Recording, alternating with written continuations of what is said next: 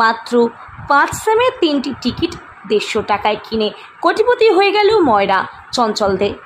51 পীঠের অন্যতম সতীপীঠ বোলপুর কঙ্কালীতলাতে তার ছোট একটি মিষ্টির তেলে ভাজার দোকান রয়েছে। আগত পর্যটকরা স্থানীয় দোকানের নতুন নাম দিয়েছে কোটিপতির মিষ্টির দোকান। হ্যাঁ, তবে আজও ইনি মাটিতে বসে লুচি জিলেপি ভাজছেন, এমনকি দোকানে ক্রেতাদের আগের মতোই পরিষেবাও দিচ্ছেন।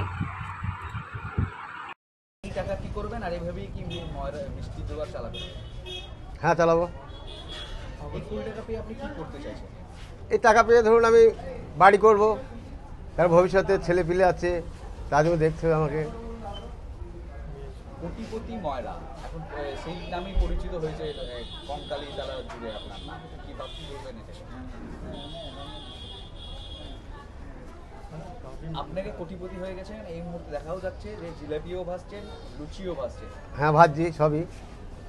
এটাই আপনি এইটাই চালিয়ে যাবো, এটাই চালিয়ে যাবো। এটা পুরনো ব্যবসা তো, বাবা থেকে ব্যবসা আমার। আর এই কঙ্কালীতলা আদি ব্যবসা হচ্ছে আমার বাবার, কোনো ব্যবসা না। আজ 50 বছর ব্যবসা হচ্ছে আমাদের।